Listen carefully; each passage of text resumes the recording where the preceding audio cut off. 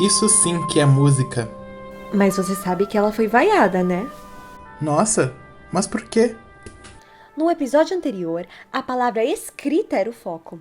Falamos sobre como os autores passaram a ter uma identidade brasileira em seus textos, com críticas pontuais sobre a sociedade da época, o impacto de Mário de Andrade e suas obras na semana, e ainda, como a literatura modernista se espalhou por todas as regiões do Brasil. E agora passamos o foco da palavra falada para a cantada e as melodias que ela acompanha. As artes irmãs. E sim, querido narrador, apesar da estrutura comumente conhecida como clássica, principalmente para os ouvidos modernos como os nossos, essa música do hoje considerado pai do nacionalismo da música erudita brasileira, Alberto Nepomuceno, foi vaiada e arrastada tanto pelos críticos quanto pelos públicos, por ser ousada demais. Motivo? Incorporação de uma música folclórica brasileira. Essa aqui. Sapo cururu na beira do rio. Quando o sapo cantou maninha é porque tem frio. A mulher... Quase nem a percebi. Mas os críticos anotaram e ficaram horrorizados com a sinfonia. É evidente.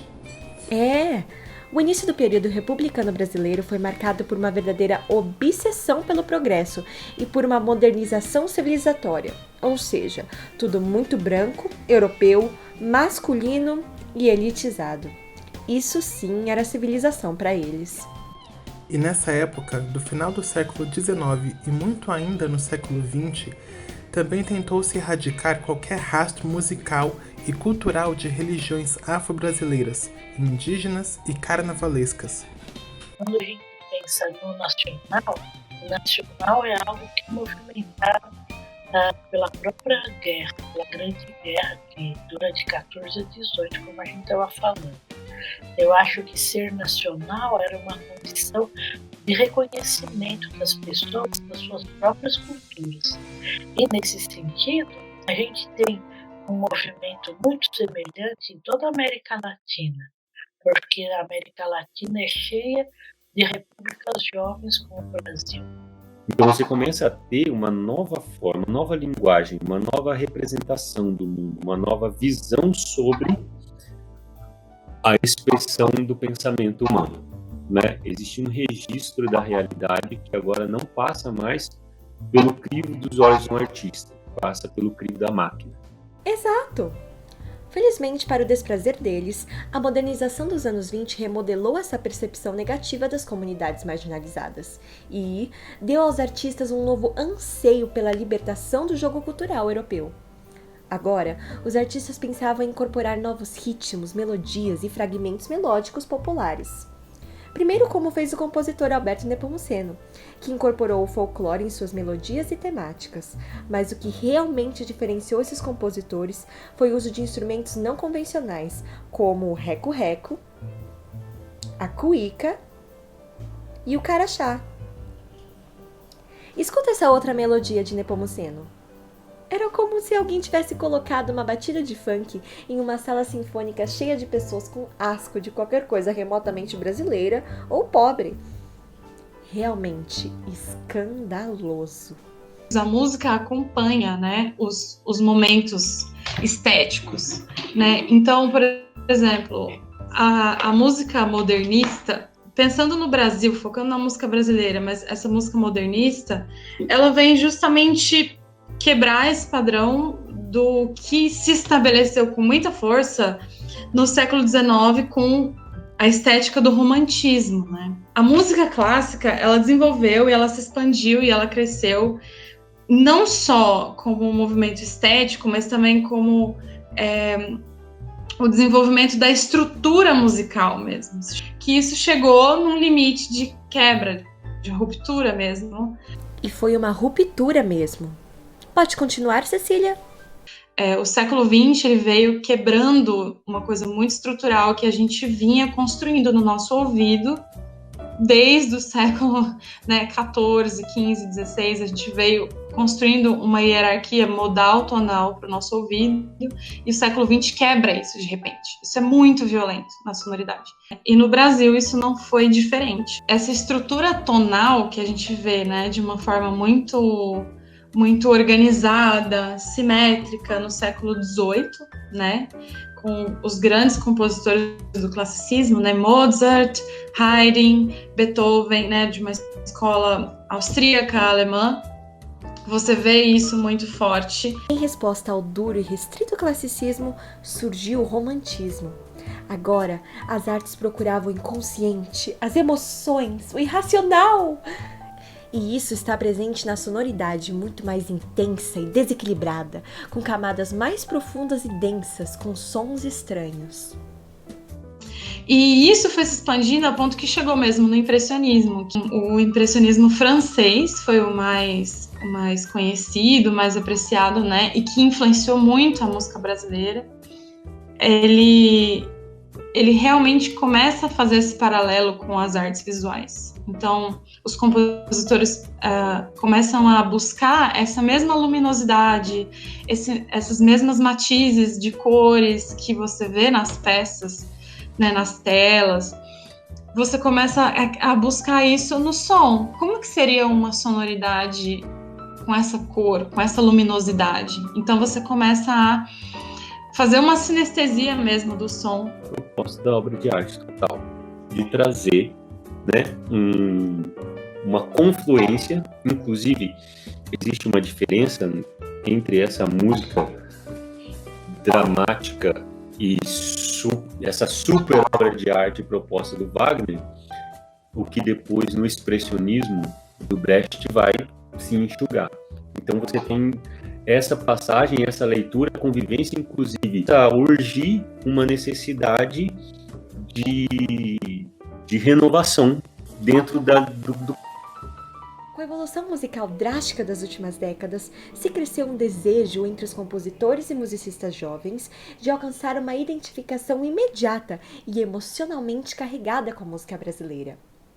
O eco de músicas indígenas, o batuque africano, as citações diretas ou indiretas músicas populares, urbanas e rurais, o espírito improvisatório, as dissonâncias, a ausência de desenvolvimento temático e temas não europeus.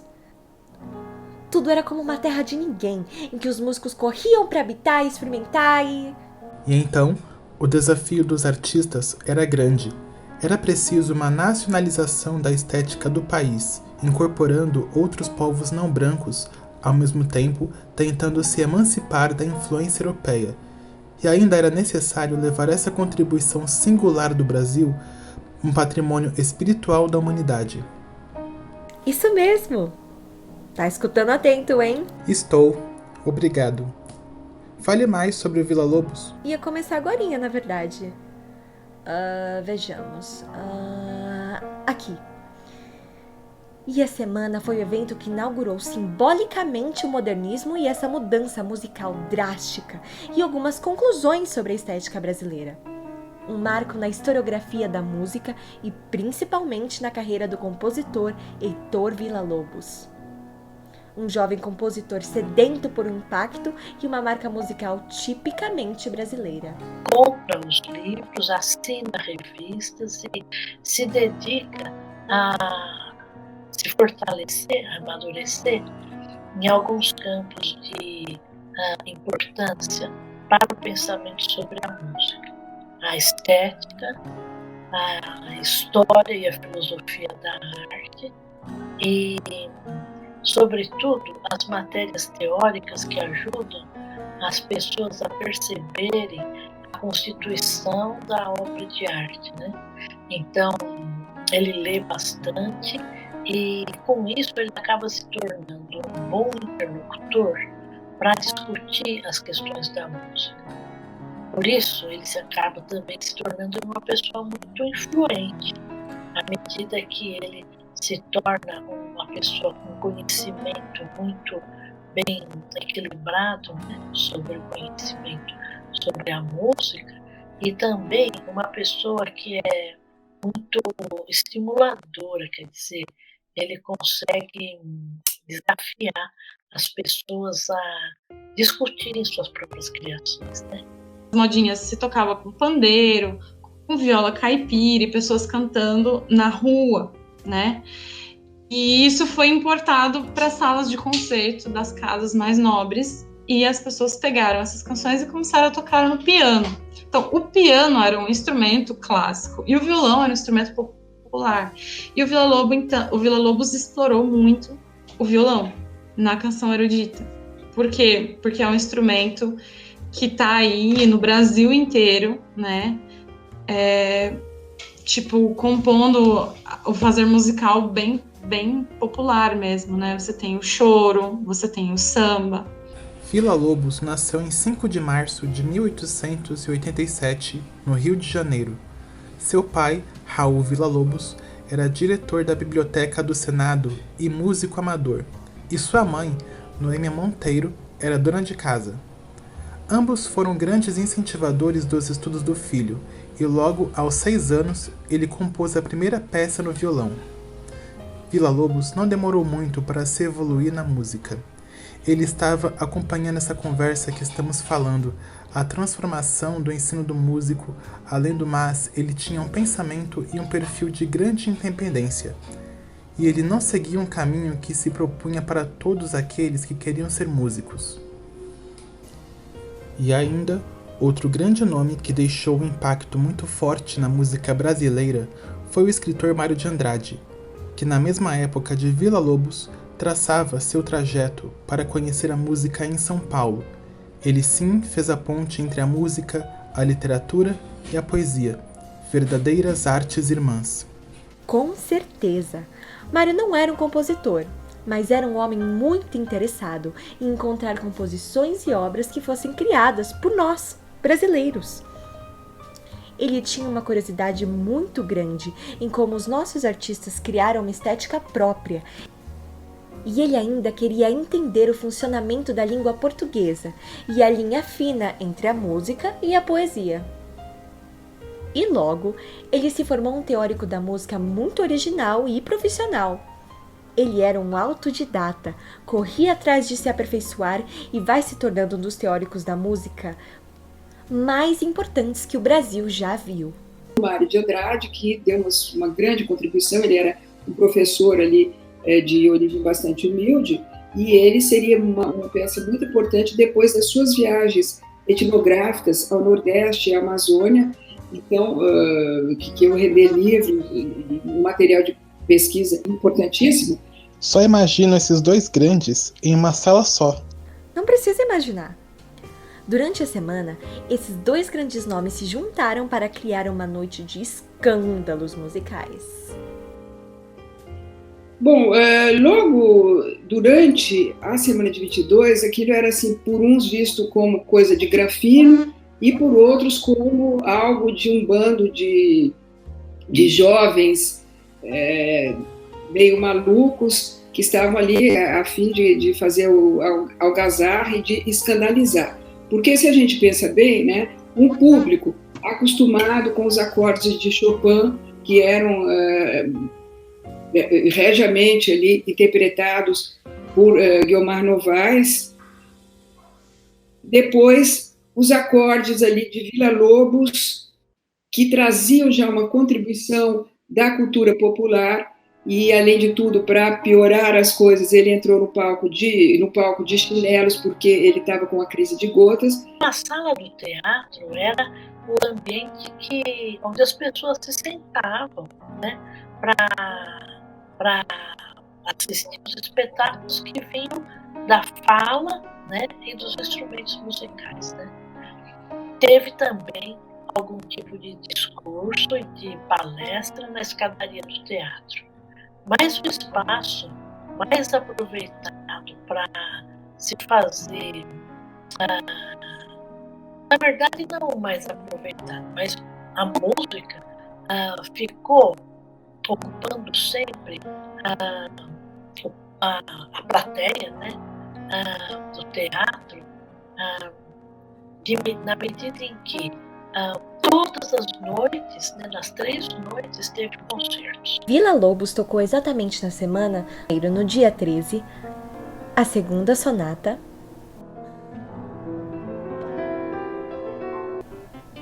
o segundo trio, a valsa mística,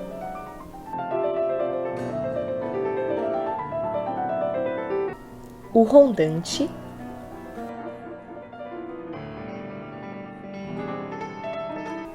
a fiadeira,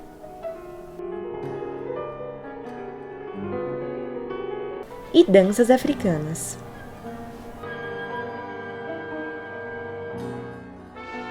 No dia 15, ele tocou o ginete do Pierrozinho,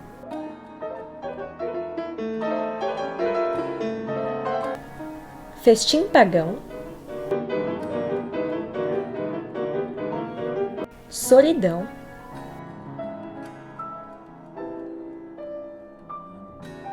Cascavel e o terceiro quarteto. E por fim, no dia 17, o terceiro trio,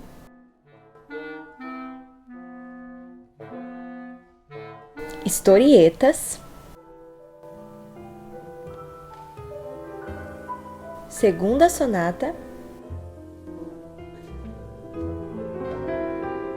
Camponesa Cantadeira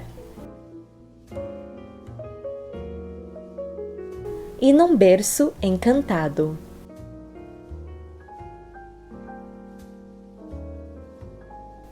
E essa atitude combativa, demolidora, não passou despercebido.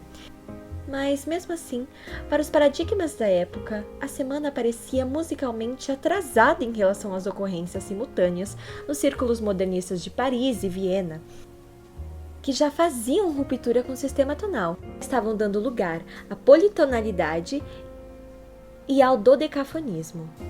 Mas, mesmo assim, sem a Semana de Arte Moderna, estaríamos presos no ufanismo brasileiro.